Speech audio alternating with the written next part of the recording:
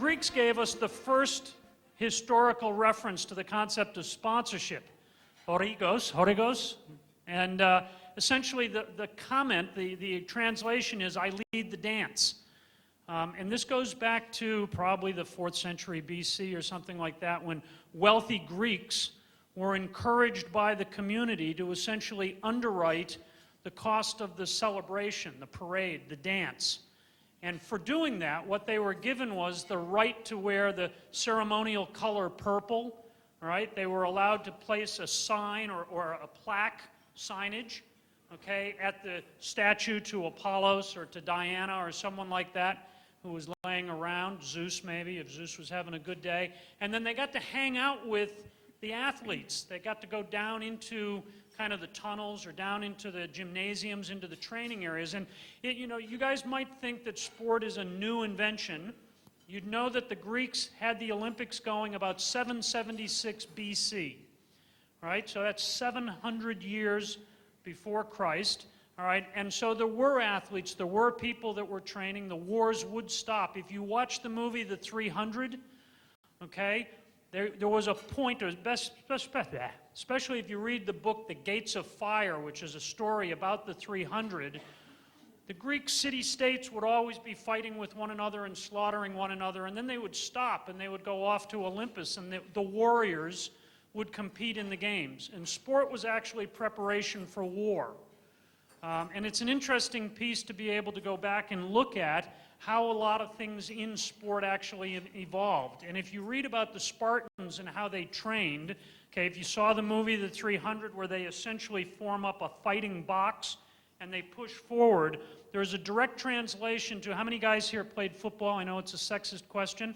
How many played football? Anybody? So blocking sleds, okay, you know how you practice in August against blocking sleds? Blocking sleds is essentially a Spartan training process for how you move a shield wall forward against an enemy. Now, football is really just a real estate game about who can control real estate up to a certain point where someone says you win. The Spartans were the best at advancing a line, and of course this is why we say that the Greeks invented everything, because we can now say the Greeks invented football, and that will make Vasilis very happy. Next slide, let's keep this moving. While teaching at the U of O, students and I created a couple of definitions, if you will, that were designed to help students remember things. Because doesn't it suck when you have a faculty member ask you to remember something and it's like 20 or 25 words long, and you know it's bullshit, and you know you're never going to keep it in your mind? So yeah, it sucks. So we agreed we would only use 3-word definitions. So like king of beers, just do it. Things that you could kind of hold on to. So for marketing, so beer, best beer, king of beers. You know, best sneakers, just do it. We came up with, for marketing, creating compelling exchange. And what was interesting there was if you had to do a definition of marketing, not the 25-word version that's in the textbooks, this has 3 key words. Creation, you've got to be creative. Compelling, you've got to actually cause people to do things. And you've got to get them to enter into the exchange. You've got to get them to give up their money or their time. So then we did one for sponsorship. And this one was a little more offensive because we can't use the word exploitation these days very easily without someone thinking something else. But essentially, creating mutual exploitation was key to how we thought we could remember what sponsorship is. We're trying to make 2 + 2 = 5, but in this day and age, sponsorship is really about how much can I get from them, and they're asking how much can they get from us, and it's become a very contractual give-and-take situation. Next slide. Where are we going data-wise? This is from IEG Sponsorship Report. Worldwide sponsorship spending for this year that we're in right now is about $45 billion. This is a worldwide number, of which the greatest number, as you can imagine, is in North America. Sports, $11.6 billion. Projection is that it'll be up about 2% for 2009, compared to advertising, which is going to be down about 3.2%. Sport represents about 68% of all sponsorship revenue that is generated. So it's a pretty healthy part. Let's call it 70%. So 7 out of every $10 spent on sponsorship goes to sports. Next slide, that'll be my little signal. However, and this is the part where I hope to be at least either provocative or to give you guys something to think about. Any discussion of sponsorship in the future is going to have to consider whether or not sport, staying in this vein, is spectator-focused or participant-focused. And the idea of participant is changing rapidly in this digital age. So you've got to think about whether it's going to be baby boomers and people like Bill talking to us about old school football, or whether or not we're going to be talking about online gaming. Now, most of the old school guys, and by the way, the Seahawks are great and there's lots of young people at their games, but one of the real challenges for the NFL, for the Seahawks, for Seattle University is who's going to come to the games, what sports are they going to play as kids, where is their affinity going to lie, or their avidity. Now, it's a key word that I'm stealing from a guy named Bob Madrigal, who taught at the University of Oregon, and it's a great word. If you take notes on what I say, you can tell I'm teaching. If you take any notes, write down the word avidity, right? Because what we care about is what are people avid about. Bill talked really about avidity, but didn't use the word, which is how do we get people to paint their faces? How do we get them to buy jerseys with numbers on them? How do we get them to what the academics call BIRG, B-I-R-G, to bask in the reflected glory of the sport, all right? Now, when we talk about new school versus old school, a lot of what's going on is, especially for the students in the room, is they are moving into a point where we're playing the games online and we're basking in the reflected glory of creating our own sports leagues, fantasy leagues. We're creating, separate universes. And this is becoming a pretty interesting way in which people now can communicate digitally and globally. So 3 economies that I would talk about if this were a class. I'd talk about the service economy, which is an old school thought from about the 80s.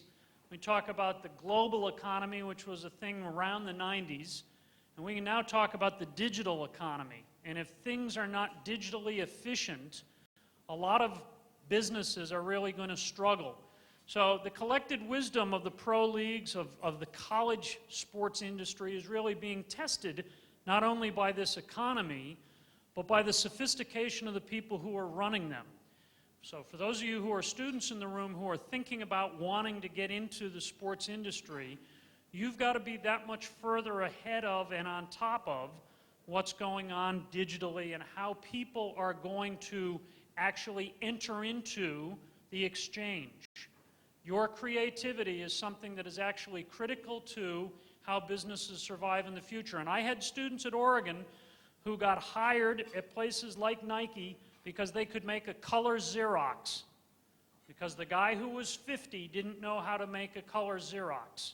Okay? You would now have guys my age who would not know how to download a song onto an iPod. You would have guys my age who would not know how to Twitter, would not know what Twittering was. Except it's not called Twittering, it's called tweeting. All right? How many Twitterers or tweeters in the room? Okay? Bill with the Seahawks, because he's paid to be on top of that. But if you're not doing it, you're actually falling behind the curve in how technology is changing the way people socially interact. So social networks, Facebook, MySpace, if you're not doing those things, and most of you are. So how many of you have been stalked by an old boyfriend or an old girlfriend on Facebook? And it's a drag, isn't it, when they turn up and go, remember me? Remember that time? And you don't want to remember any of that stuff, right? Yeah, that's what I thought. Next slide. What do we say here? Because you guys will read these faster than I say them. Third thing down, network ratings for all U.S. pro sports in general are falling. They don't want you to know that, but the advertising rates are going up. So you guys, if you've taken an economics class and gotten a C in it, should know, because most of you get C's in economics, right, would know that supply and demand is an important concept. And the 3 most important words you can learn in graduate school, if you go on to get your MBA, the 3 most, we've got the dean of the business school over here, okay, 3 words, so king of beers, just do it, right, create mutual exploitation. 3 most important words in MBA program, economies of scale. If you can learn how to use that in a sentence, people will think you're smart. Network ratings for all pro sports falling while ad rates rise. Pro teams' ticket sales and percent of stadium capacity is declining notably for too many teams. It's a real issue. Now, not for the Seahawks, because they're in the room, but for a lot of teams, it's a problem. And teams are now being forced to freeze their prices. And the commissioner of the NFL just announced that every NFL team or Major League Baseball, everyone's freezing their ticket prices and giving extended payment programs. Now, the payment program, we have season tickets for the New England Patriots. Patriots finish the season in January, essentially. You have to have your money in by like March, or you lose your tickets.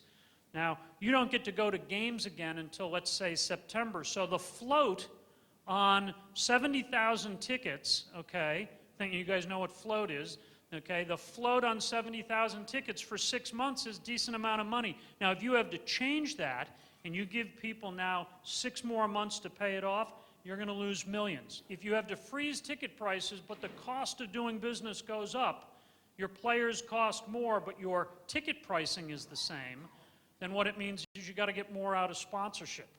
That means that for a lot of people, sports marketing these days no longer has anything to do with marketing. It has everything to do with whether or not you can sell.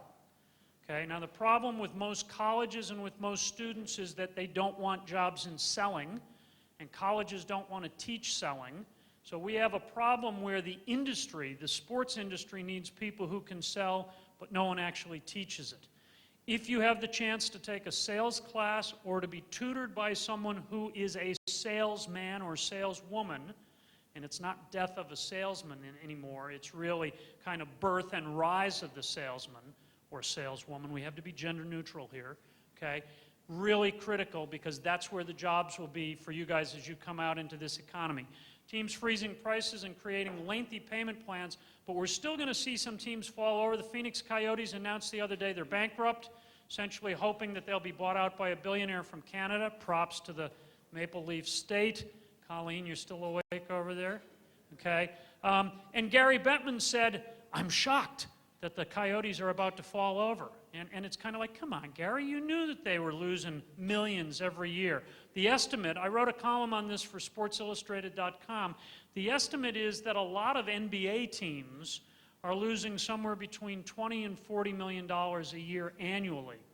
And Stern, David Stern, the commissioner, actually had to create kind of a financial bailout plan for the weakest teams in the NBA. Now, no one wants to talk about that, but if you're losing $40 million a year and continuing to pay your players more to stay competitive, then you're actually in a world of hurt. So we need to be aware of these kinds of things. Quickly, we're getting bored. A couple of people named Seibel and House wrote a book called Cyber Rules. I don't recommend necessarily that you read it, but they suggested that we would see a blurring of the customer-perceived boundary between games and ads as sponsors start to embed ads into digital games. So, how many people in here are gamers? Okay, we have one gamer in the room. This is an embarrassment, right? Yeah, you know they're all lying. Yeah, so how many of you play like Grand Theft Auto? Any of the ladies into, okay? How many of you play any of the EA football or basketball, Madden? Okay, now the guys are coming around over here. Ads along the side of the walls inside the game. So if you play Madden 2009, there will be sponsorship ads embedded in it. Now, how come none of the ladies game? What's up with that? Like, better things to do? It's just like guys are dumber? I know guys are. I have daughters, and I've had to warn them about guys. We are who we warned you about. Companies like Gatorade can reach some online targets more effectively in some cases by sponsoring online games than necessarily sponsoring teams because of the efficiency of how digital games are played. And then fantasy leagues are going to become a very big deal, and they are already, and I think we just saw that CBS, Bill, check me on this, CBS just sued the NFL for the right to have fantasy league information. And essentially, the question is a legal one about what is in the legal domain or public domain, which is, does an athlete have the right to his name and his statistics? Especially if a newspaper publishes his statistics every day, then shouldn't CBS be able to sell those statistics to you to participate in a fantasy game? Ladies, if you're planning to go into this industry and you expect that there's a glass ceiling, and there is, you really have to be on top of these fantasy leagues. You got to be on top of the gaming industry because that is where this sports business is going. Next slide. High ticket prices, declining or flat attendance, advertiser alternatives, and immigration. America is changing while you sit here. Means that traditional properties are going to have to adopt or die. And I gave a speech for the NHL one time to all their general managers. I stood up in front of all 32 teams, or however many they had. I said, change or die. And they went on strike like the next year, and they shut the league down. But unfortunately, they didn't actually change a lot of how they're doing business. But they did, even though it was painful, contain their player costs. So any hockey fans in the room? We had a waitress last night, one hockey fan down at the end. There's a couple of you. The NHL, while it has issues, has at least got some cost control going on. Internet allows teams to control information, cybercast 24/7. If you guys as students have not taken the time to go over and introduce yourself to Bill, you guys should not continue to try to get into the industry. Okay, seriously now, he's not going to be able to get back to Seattle because at least 3 of you will take me up on it. If you are interested in getting into the industry, you need to go introduce yourself. You need to thank him for coming out and spending his time here today, and you need to be able to say to someone in an interview a month from now, it's funny you say that. I was just talking to blah, blah, blah from the Seattle Seahawks, or I was talking to, you've got to be able to show you're connected to the industry, and you should ask him, what do the Seahawks do with their website to talk to 12-year-olds? Right? You need to think about a question you're going to ask him and take away a piece of information that is unique to you that you actually then can use somewhere else. And what does, now go back, sorry, I pointed with my finger, but I didn't really mean it. No, one forward. What does the next generation of fans want? This is a shot now at the old people in the room because baby boomers are less interested in going to the stadium, so I think, and even more interestingly, they're starting to die, okay? And as they die off, they have to be replaced by people from Generation X and Generation Y and the Millennium Busters, okay, who are going to spend money differently than their parents. You know, there's a reason when Oldsmobile went with, you know, this is your father's car, there was a reason Oldsmobile went out of business and is gone, okay? So you guys don't want to be like us, and we're getting ready to die, so you guys actually have got to start indicating what it is you want, and then you have to be able to understand it to be able to help the Seahawks survive or anyone else in this industry. And if you guys are indifferent to sport, it means that to a certain degree, your avidity is not what the avidity of the past used to be. All right? So I've got a number of ladies in the room who probably don't follow the NFL, the NBA, the NHL, Major League Soccer. I've got a number of ladies in the room that don't game, don't play fantasy sports, but say they want to get into sports. All right? Now, women's sports is an interesting thing. Do we think the Women's Pro Soccer League will survive? Opinions? Ladies, you guys don't go to their games. Do we think the WNBA will survive? Is it an efficient business model? These are questions. Now, if 50%, and you know, Chairman Mao said that, you know, the sky is held up by women, 50% of the population is female. If they aren't avid about sport, and you don't have 50% of the population to start off with, where are you going? All right, now if you start to lose the testosterone men, this table right here, if they don't go see the Seahawks, if they don't go see pro basketball, which they now can't do in Vancouver, they can't do in Seattle, okay, then where are we going to likely end up with in terms of how money is going to transfer from person to team or business? Now we can go to the next slide. Media visionaries, people like Murdoch in Australia, okay, are starting to change how sport is presented with less disposable income for commoners to attend live games, because the game now is very expensive to go to in person, and too many commercial messages on TV, which some of you TiVo around, okay. Youth interest is turning to tech games, internet activity, and less TV consumption. Bill would tell you these are real challenges that the NFL and the NBA think about every day. Tech sport consumption is a real threat. Now let's throw in Adam Smith, the father of capitalism. Now who knows what capitalism really is? That is the economic method by which we live here in North America. But what does capitalism say? Who's taken an economics class? Mark, this is the pride of Central Washington right here, right? And I know there's no bonus to other, I owe a prize to the guy for 3 doors down, but we should have a prize for someone who can give me a couple of throwaway lines on what capitalism requires. One is up on the screen. Creative destruction. That's a great answer. Okay? Capitalism requires that companies fail, and that's why we've been such a strong company or country. But nowadays, the trick is if you're failing, you just get the government to give you money. Okay? But it used to be that if you couldn't stay in business, you went out of business for a very real reason, which was that more efficient business operators had come to take your place. Capitalism requires the failure of the weak. Okay? This is a really key thought for you guys to take away from today, because think about sport as a business. Think about the aspects of sport that must fail because they've become inefficient. Think leagues, think teams, think drivers, think whatever it, turns you on in terms of sport. They must be replaced by more efficient operators. All right? Now, we're going to see some real upheaval in the sports world in the next coming years because this recession is going to make some people very inefficient. 75% of Americans are now thought to be online, either at home or at work. Interestingly now, when the NCAA tournament takes place, companies are now monitoring how much time their people are spending on things like NCAA.com or ESPN.com. NCAA must be .org, isn't it? Is that right? So, and by the way, kids, if I can give you 10 cents of advice, because you guys all send pornographic pictures to each other on your phones, okay? Be aware, yeah, it happens out there. It's a real, but only with the high school girls and stuff like that.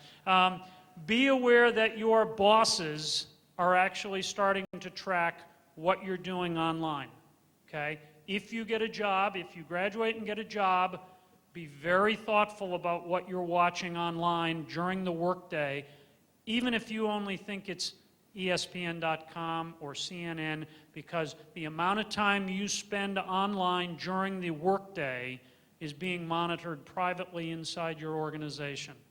Okay? Scary thought, it's Big Brother, but this is a part of how America is changing. More than 50% of China will be online. Negroponte did a book called Being Digital. It's an old book, but it's a paperback book. It's really thin, and it doesn't have too many big words. If you guys are thinking about getting into this industry, I strongly recommend it if you can find it. It's called Being Digital. The change from atoms to bits is irrevocable and unstoppable. Okay, everything being ones and zeros. And I think we'll soon see different presentation of sport, including holographic presentation of sport. Still a few years away, but you'll actually watch an NFL game in 3D on your coffee table. Okay? And that technology exists today, it just hasn't been brought out. Next slide. Don't underestimate the internet's role in shaping sport. It's changing realities because long-held marketing and behavioral models are getting revised. Good line for the academics, I think, at some level, because behavior is actually key to understanding marketing. Young people, this is an old quote, have other things to do besides watching sports on TV. So some sports will continue to decline as children grow up without being committed sports fans. Lowered barriers to entry. SoccerNet was started by a 12-year-old who had 2 million hits and then sold it to Disney. Not a bad idea because you could aggregate information.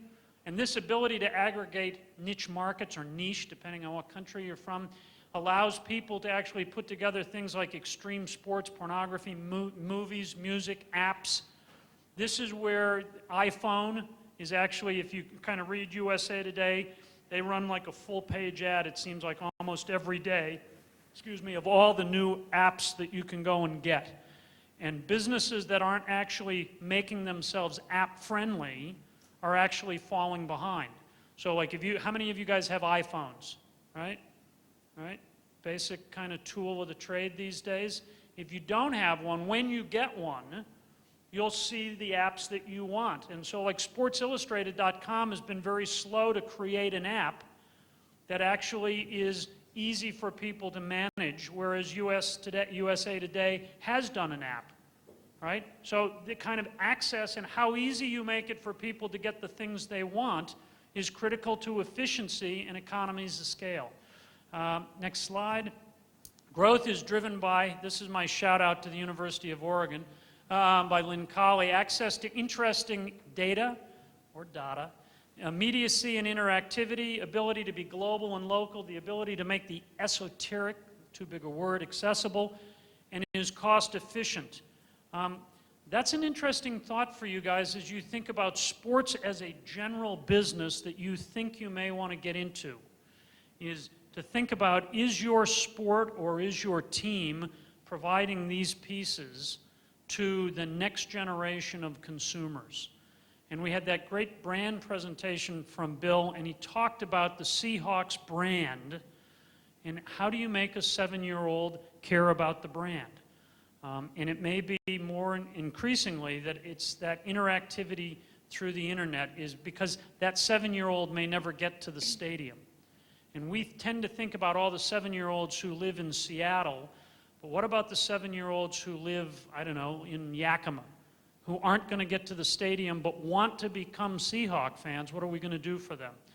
A word of caution, we're not witnessing the end of sports, but as The Who once sang, if music must change, so must sport. So it's at least a warning call for you guys who hope to maybe go into this industry. I want to leave you with a couple of thoughts. I'll wink.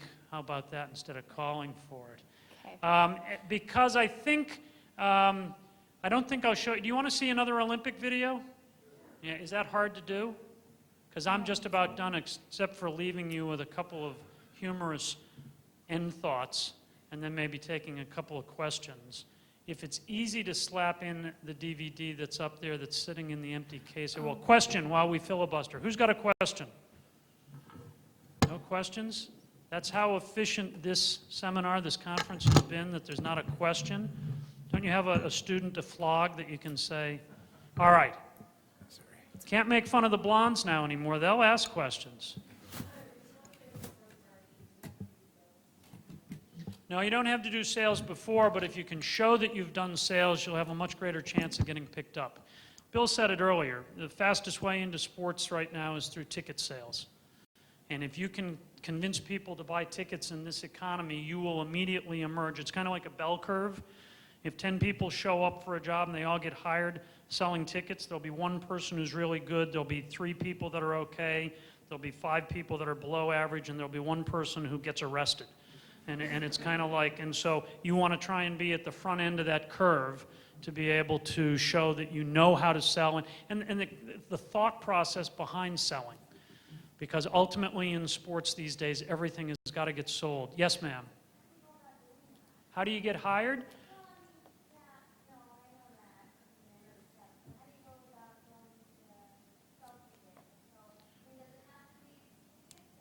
Doesn't have to be tickets, but that's an area where every day there are games being played and people want other people to come and pay to attend the game because it's a real estate play, right? So I want you to rent my real estate for 3 hours. The best place to start is a lot of times is with college campuses where they're trying to get 3,000 or 1,500 to come to a game. A lot of times when I taught it was, okay, you and I think that we're hot shit marketers, sorry for the swear. Let's see if we can get 100 people to go out to a women's softball game, all right? Could you sell 100 tickets to women's softball? And I love the challenge of being able to say to students, okay, take all your technology knowledge, take all your promotional concepts. Can we do free beer if you go to the game? I mean, no, you can't. The university won't allow drinking and sports together. You have to be a professional to do those things, right? We can do minor league baseball. Now we can do drinking, all right? So, you know, and actually in minor league sports, if you talk single A, double A, triple A baseball, which is coming up, really that's a restaurant play. Because you're not going to really see the athletes, because no one's ever heard of any of the athletes. What you're going to is the largest restaurant in town. So what do we have? The Yakima Bears? What are my teams up here in Washington? What are the minor league baseball teams in the state of Washington? The Everett Aqua Sox. What a great name. Are they underwater yet? Single A short season. Now you think about trying to sell tickets for single A short season to guys who can't hit a curveball. Because that's the point that they actually stop on the Major League Baseball dream, is in short season single A ball when they find out they can't hit the curve. And then they're done with being pro baseball players, okay? So you try selling tickets there, and what you end up selling is cheap hamburgers, cheap pizza, cheap ice cream in little baseball hats and things like that. And if you can get people to come out to see the USOC, you have a chance of proving that you can go call up Bill and say, I helped increase attendance for the USOC during a, what is it, a 90-day period, a 68-day period? KL, how long is the season? 79 days. 79, I said 68. And did you start in single A? I started and I'm still there. Okay. Okay. Yeah, but he can't hit a curveball. Well, then he probably would have gotten into long season single A, right? So are we ready? Have I filibustered enough? This is a little bit of a marketing platform for the Olympic dream. And it really talks about, you know, the concept of the Olympics. And I share it with you just in the sense of we were trying to brand the journey of Olympians. And there are 45 national governing bodies out there that produce athletes for the Olympic movement or the Pan American Games. 38 for the Olympics, 7 for the Pan American Games. And this gives you a little bit, this is not commercialized because the Olympics are, strangely enough, very under-commercialized. But it'll give you a sense of maybe what America's Olympic hopefuls go through as they get ready to go to Vancouver.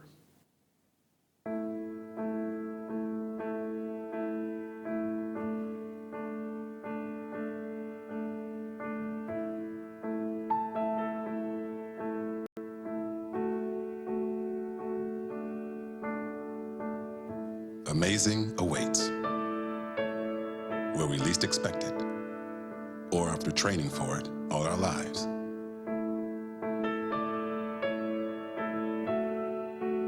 It awaits in 200 meters in 1/100th of a second. In our courageous first steps, and with our every last breath.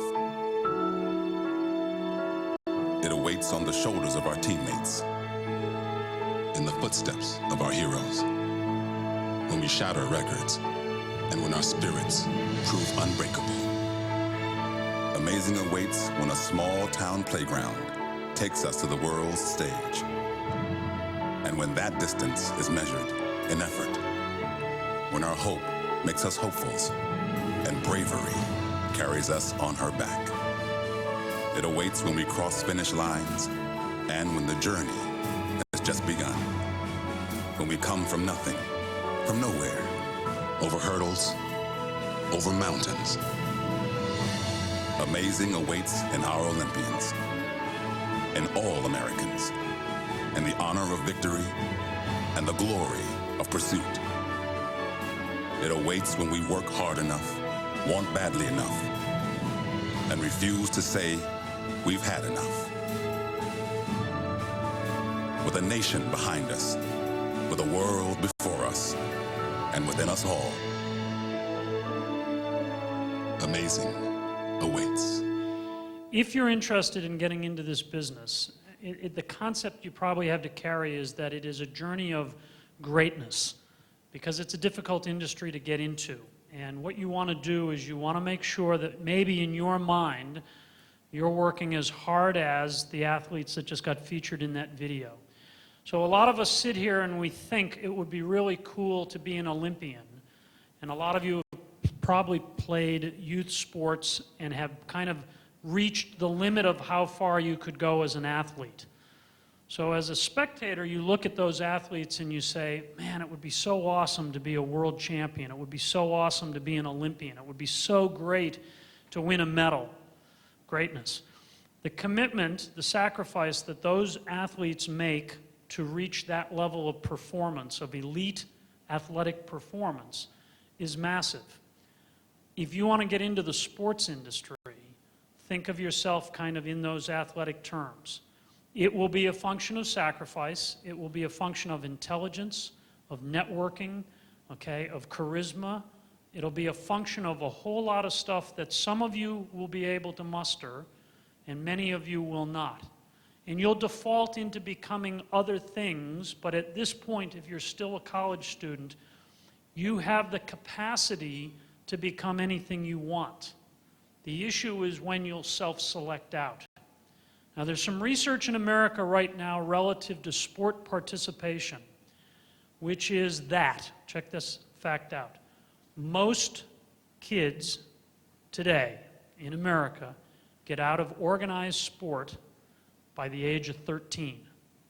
They self-select out because their parents are yelling at them, okay? There are coaches that aren't picking them for the youth travel team, the U14, and getting out of sport, all right? We have some issues with mental parents and mental coaches and stuff like that. In the sports industry, the sports business world, if you want to, and there's nothing that says that being in the sports industry is any better than being in the banking industry or architecture or law or medicine. But if that's your dream, you'll know soon enough when you're ready to self-select out. But if you're a college student and you're getting the opportunity to learn from people like Jeff and Mark, and you have the opportunity to meet people like Bill, okay, and people from tourism, British Columbia, and have the opportunity to work for Vancouver 2010, which is just over the border, just over the hill, then you have to ask yourself, well, how committed am I? What's more important to me? Getting a job, getting a step towards becoming a player in this business, or am I ready to make the decision to self-select out now? All right? And that's why I think it's so cool to be a college student and to come late to presentations in class. No, it's because I went so long, she had to go to the bathroom. I would encourage you guys to think about what's important to you, how you want to get there, how you want to dress, how you want to present yourself, and know that the industry needs you. It's just a matter of whether or not you can come in with the right set of skills that actually reveal that you're ready to kind of work for the Seahawks or for anybody else. So with that, I think I'm not going to show the last few funny slides, or should I show one of them? Okay. Mistakes. It could be that the purpose of your life is only to serve as a warning to others. That's not very inspirational. What's the next one say? Mediocrity. This is for this table over here. It takes a lot less time, and most people won't notice the difference until it's too late. Is there another one? Ineptitude. If you can't learn to do something well, learn to enjoy doing it poorly. You hear all the academics laughing at this. Stupidity. Quitters never win, winners never quit, but those who never win and never quit are idiots. Thank you very much. You guys have a good day.